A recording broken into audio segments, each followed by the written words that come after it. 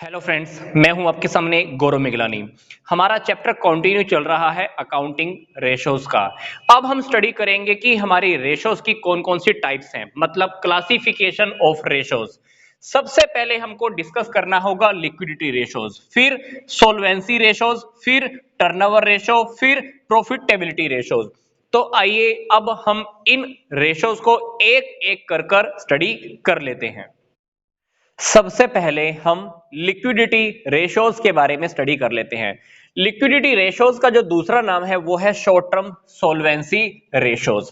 तो सबसे पहले हम लिक्विडिटी वर्ड का मीनिंग जान लेते हैं।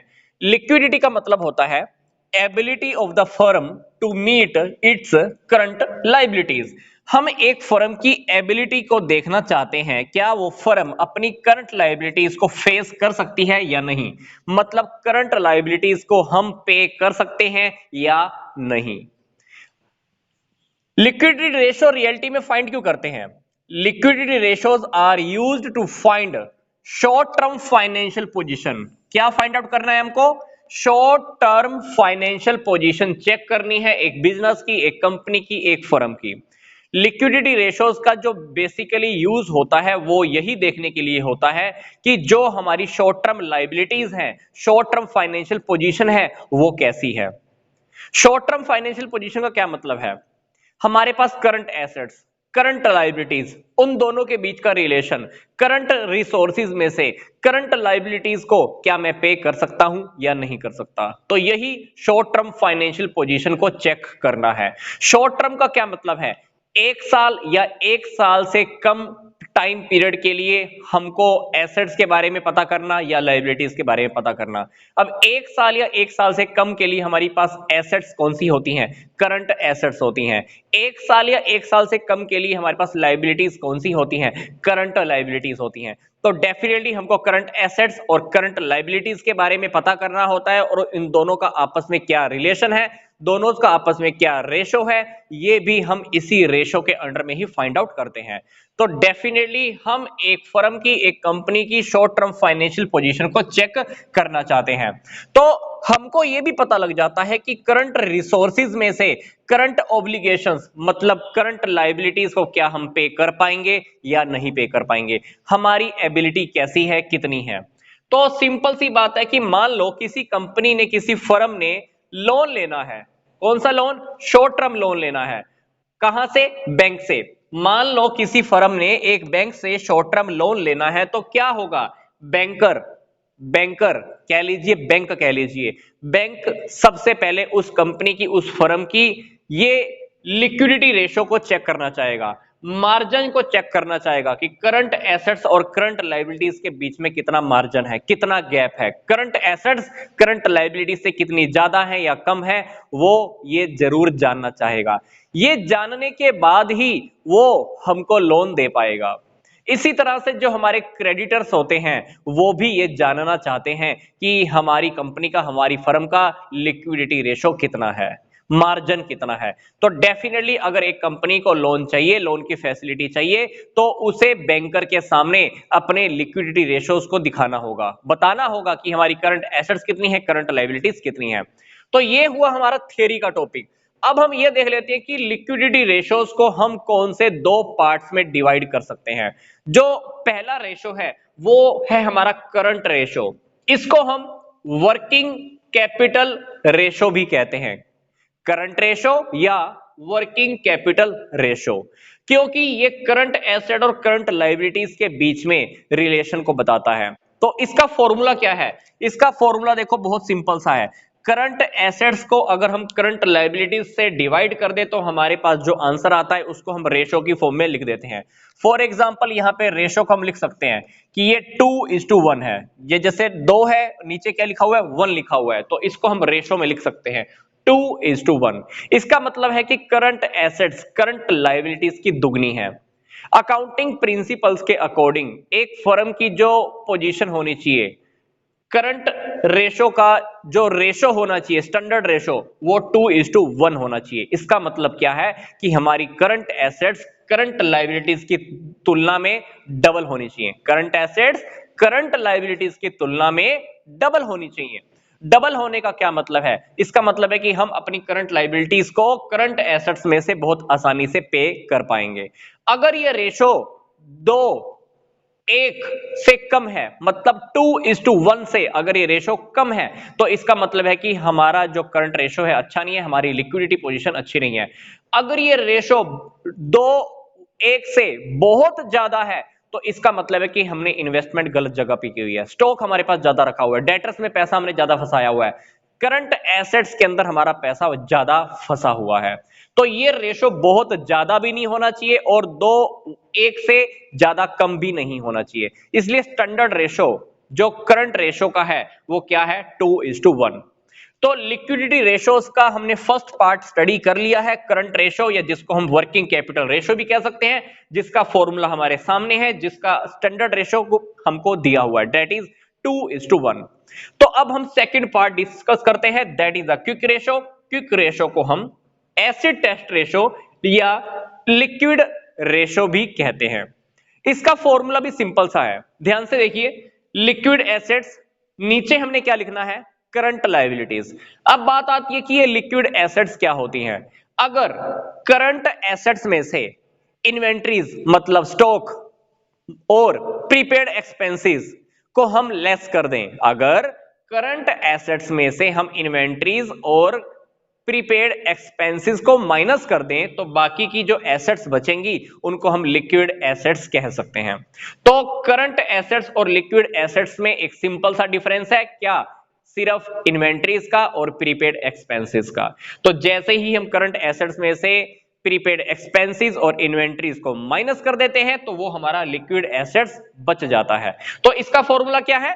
लिक्विड एसेट्स और नीचे क्या लिखना है हमको? Current liabilities. करंट लायबिलिटीज का फॉर्मूला वही है जो ऊपर करंट लायबिलिटीज है, वही करंट लायबिलिटीज हमको नीचे भी लिखी हुई दी गई है। तो इसका जो स्टैंडर्ड रेशो होता है वो होता है 1:1। क्या? 1:1। तो इसको हम ऐसे रेशो की फॉर्म में भी लिख सकते हैं। अब बात आती है कि क्विक रेशो हमको क्या इंडिकेट करता है? Quick ratio indicates whether the firm is in a position to pay its current liability within a month or immediately. Quick ratio से, एसिड टेस्ट रेशो से या लिक्विड रेशो से हमको यह पता लगता है कि एक फर्म अपनी करंट लायबिलिटीज को क्या इमीडिएटली पे कर सकती है, या हम ये कह सकते हैं कि क्या 1 महीने के अंदर अंदर हम अपनी करंट लायबिलिटीज को पे करने की हालत में है या नहीं। अब हम सोल्वेंसी रेशोज के बारे में डिस्कस कर लेते हैं। तो सबसे पहले हम क्या करेंगे? सोल्वेंसी रेशोज का क्या मीनिंग है, ये हम फाइंड आउट क्यों करते हैं, ये स्टडी करेंगे।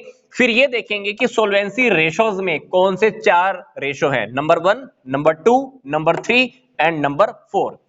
तो सबसे पहले हम बात करते हैं कि सोल्वेंसी रेशोज हम फाइंड आउट क्यों करते हैं। These ratios are find out to know the ability of the firm to meet its long term liabilities as and when they become due। Solvency ratios की हेल्प से हमें यह पता चल जाता है कि क्या एक फर्म अपनी लॉन्ग टर्म लायबिलिटीज को पे करने की हालत में है या नहीं, एबिलिटी हमारी लॉन्ग टर्म लायबिलिटीज को पे करने की है या नहीं। सोल्वेंसी रेशो को फाइंड आउट करने से हमें एक फायदा और भी होता है, हमें यह पता चल जाता है कि बिजनेस में कितना पैसा ओनर ने, प्रोप्राइटर ने, शेयर होल्डर ने इन्वेस्ट किया हुआ है और कितना पैसा हमने बाहर के लोगों से लिया हुआ है। मतलब प्रोप्राइटर्स ने कितना पैसा लगाया हुआ है, आउटसाइड सोर्सेज की थ्रू हमने कितना पैसा लिया हुआ है, हमको यह भी पता लग जाता है। क्योंकि जब जब हम बिजनेस चलाते हैं तो ऐसा हो ही नहीं सकता कि सारा का सारा पैसा मैं खुद अपनी जेब से लगा दूं। कभी कभी मुझे बैंक से लोन भी लेना पड़ता है, पब्लिक से डिपॉजिट भी लेना पड़ता है, किसी से उधार भी लेना होता है। तो डेफिनेटली सोल्वेंसी रेशोज की वजह से हमको पता चल जाता है कि मैंने खुद अपना पैसा कितना लगाया है और मैंने बाहर से पैसा कितना लिया हुआ है।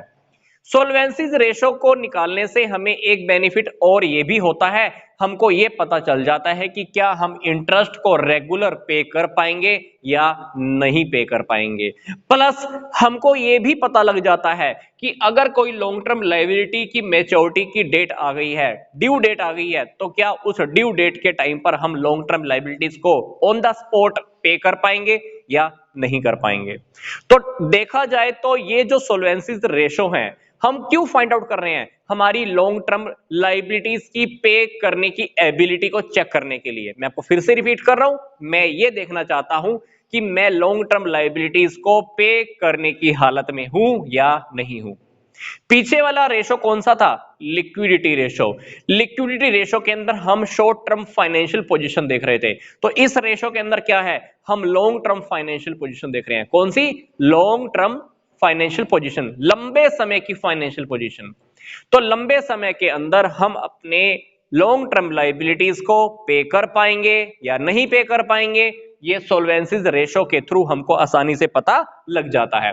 अब हम ये देख लेते हैं कि सोल्वेंसीज रेशो के अंडर में कौन से 4 रेशो आते हैं। सबसे पहला है डेट इक्विटी रेशो। इसका फॉर्मूला देखो, डेट इक्विटी रेशो। हमको फॉर्मूला क्या लिखना है? देखिए, डेट बिलो इक्विटी। डेट को हम लॉन्ग टर्म डेट्स भी बोल सकते हैं, डेट्स को लॉन्ग टर्म डेट्स भी बोल सकते हैं, और इक्विटी को हम शेयर होल्डर फंड्स, नेटवर्थ या प्रोप्राइटरीज फंड भी बोल सकते हैं, या ओनर के फंड, जितना पैसा मतलब ऐसा समझ लीजिए ओनर ने लगाया हुआ है, तो ये भी हम लिख सकते हैं। इसका जो स्टैंडर्ड रेशो है वो 2:1 है। अगर ये रेशो 2:1 से ज्यादा ऊपर चला जाता है या 2:1 से ज्यादा है तो खतरे की घंटी है। अगर ये रेशो 2:1 से कम है तो हमारे लिए अच्छा है, हमारे लिए अच्छा है। सेकंड रेशो जो हमको सोल्वेंसीज रेशो के अंदर फाइंड आउट करना होता है वो है total assets to debt ratio. Name देखिए, total assets to debt. Total assets मतलब ऊपर और डेट नीचे, तो डेट को हम फिर से बता रहा हूं लॉन्ग टर्म डेट्स भी बोल सकते हैं। ये लॉन्ग टर्म डेट्स और ये लॉन्ग टर्म डेट्स दोनों सेम चीज है। लॉन्ग टर्म डेट्स को हम क्या कहते हैं? Long term borrowing plus long term provision. Long term borrowing के अंदर क्या क्या आता है? फॉर एग्जांपल मैंने बैंक से लॉन्ग टर्म का लोन लिया हुआ है, पब्लिक से डिपॉजिट पैसा कराया हुआ है, तो ये सारी लॉन्ग टर्म बोरोइंग होती है। काफी लंबे समय के लिए पैसा मैं लेता हूं जिनकी पेमेंट मुझे 1 साल के बाद करनी होती है, लंबे समय में पेमेंट करनी होती है, that is long term borrowings, that is long term debts. तो फॉर्मूला देखिए बिल्कुल सिंपल है, नेम से देखिए, total assets to long term debts. यहां पर लॉन्ग टर्म डेट्स की बात हो रही है, मैं आपको फिर से बोल रहा हूं, सिर्फ लॉन्ग टर्म डेट्स। यहां पर करंट लायबिलिटीज की बात नहीं कर रहा, सिर्फ लॉन्ग टर्म डेट्स, या कह सकते हैं कि फिक्स लायबिलिटीज की मैं आपको बात कर रहा हूं, ठीक है। तो सेकंड रेशो के बाद जो हमको थर्ड रेशो फाइंड आउट करना होता है that is a proprietary ratio. Proprietaries ratio, proprietary ratio के अंदर हमको फॉर्मूला क्या लिखना है? इक्विटी, नीचे क्या लिखना है? Total assets. अब ये फॉर्मूला हो सकता है कि आपको याद रखने में थोड़ा सा मुश्किल हो, पर ध्यान से देखिए, इसका इक्विटी, पहले वाले रेशो का इक्विटी नीचे वाला ये ऊपर चला गया है, और दूसरे वाले रेशो का अगर हम देखें टोटल एसेट्स, इस फॉर्मूले में कहा गया? नीचे आ गया है। मैं आपको फिर से बता रहा हूं, इस फॉर्मूले के अंदर ऊपर इक्विटी यूज किया गया है, नीचे टोटल एसेट्स को यूज किया है। तो इक्विटी इस फॉर्मूले से, पहले वाले फॉर्मूले से ऊपर आ गई है, दूसरे वाले फॉर्मूले में से टोटल एसेट्स को मैंने क्या लिख दिया है? नीचे लिख दिया है। तो प्रोप्राइटरी रेशो से हमको यह पता लगता है कि टोटल एसेट्स जो मैंने खरीदी हुई हैं वो कहां से खरीदी हैं, मतलब उसमें ओनर का पैसा कितना लगा हुआ है और आउटसाइड सोर्सेज से कितना पैसा लगा हुआ है। तो अगर मैं इस दोनों बातों को कंक्लूड कर दूं तो प्रोप्राइटरी रेशो से डेफिनेटली मुझे यह पता लग जाता है कि टोटल एसेट्स को मैंने ओनर्स के पैसे में से कितना फंड किया हुआ है, मतलब टोटल एसेट्स के अंदर इक्विटी कितनी लगी हुई है, बाकी का बचा हुआ क्या होगा? आउटसाइड सोर्सेज से। तो प्रोप्राइटरीज जो रेशो है, इसको निकालने का वजह, इसको निकालने का कारण बस एक ही है, हमको यह पता लग जाता है कि टोटल एसेट्स के अंदर शेयर होल्डर्स का पैसा, प्रोप्राइटर्स का पैसा, ओनर का पैसा कितना लगा हुआ है। अगर ओनर्स का पैसा काफी अच्छा लगा हुआ है, ठीक बात है। अगर हमने सारा पैसा उठा ही बाहर से रखा है तो हमारे लिए खतरे की घंटी है, क्योंकि हम सारा पैसा बाहर से नहीं उठा सकते। सारा पैसा अगर बाहर से उठाएंगे तो हमको क्या करना होगा? ज्यादा इंटरेस्ट पे करना होगा, सिर दर्दी हमारी बढ़ जाएगी। तो ये रेशो हमारा अगर नॉर्मल सा चलता रहे तो हमारे लिए ठीक है, मतलब मैक्सिमम पैसा जहां तक हो सके शेयर होल्डर्स का लगा होना चाहिए। अब हम बात करते हैं कि इंटरेस्ट कवरेज रेशो क्या है।